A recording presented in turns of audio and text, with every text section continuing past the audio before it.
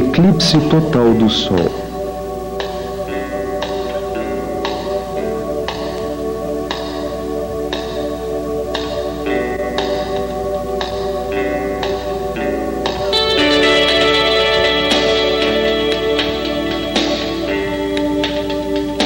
Estamos filmando o Sol na cidade de Chapecó, em Santa Catarina.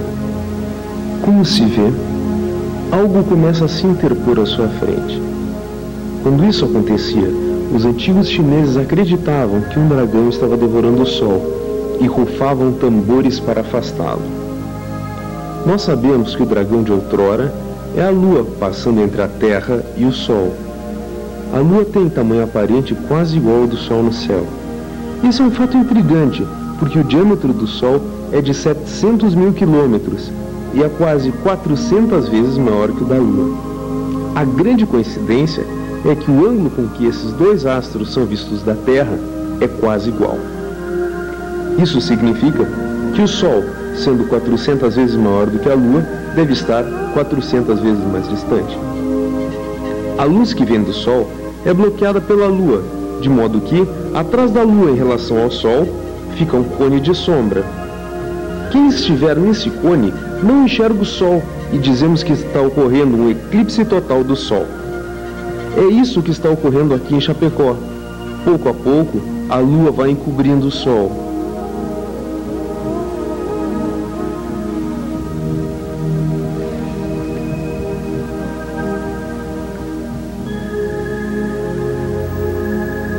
Neste momento, foi retirado o filtro que nos permitia filmar sem danificar a câmera. Agora aparece a coroa solar, que é 1 milhão de vezes mais fraca que o disco visível do Sol, chamado fotosfera. A fotosfera agora está completamente encoberta pela Lua.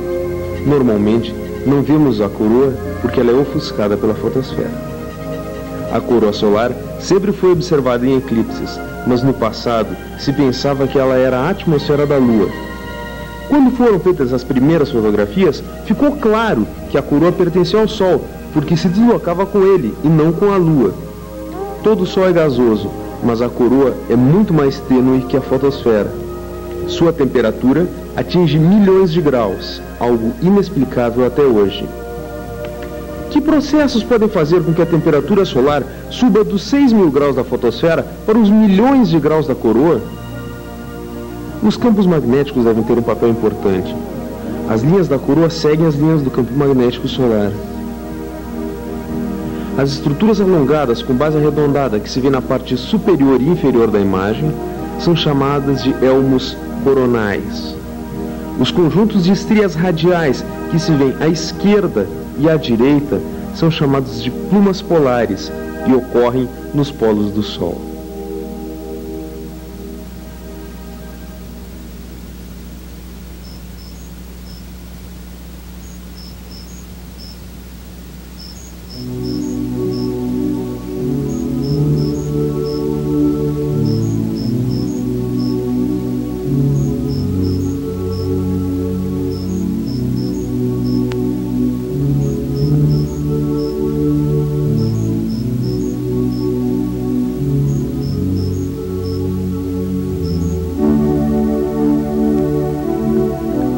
Agora vemos o anel de diamante, que são os resquícios da luz da fotosfera solar que passa além da borda da Lua. Note que a coroa solar não é mais visível.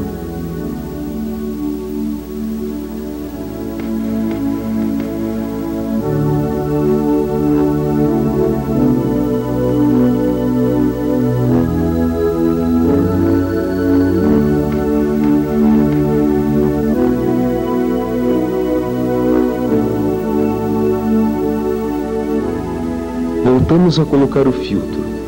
A fase total do eclipse acabou e a fotosfera do Sol volta a aparecer. O Sol e a Lua se movimentam no céu. Neste filme, fixamos a câmera a um telescópio que se movimenta de leste para oeste, seguindo o Sol e compensando o movimento de rotação da Terra.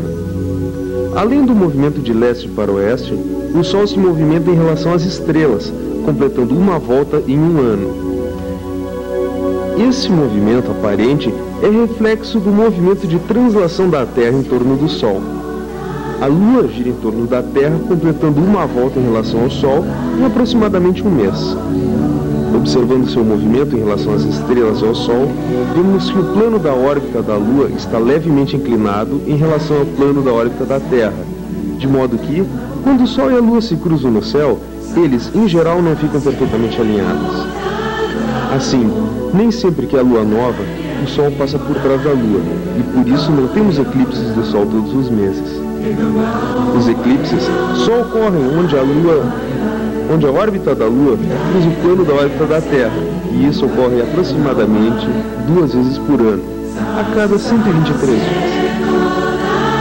Aí ocorrem eclipses do Sol na Lua nova e eclipses da Lua na Lua cheia. Os eclipses do Sol só são totais onde a ponta do cone de sombra atinge a Terra, e isso se restringe a uma faixa estreita. Chapecó foi um dos lugares privilegiados em que a lua escondeu o Sol por quase 4 minutos e pudemos observar a coroa solar e ver estrelas em pleno dia. Foi uma experiência memorável.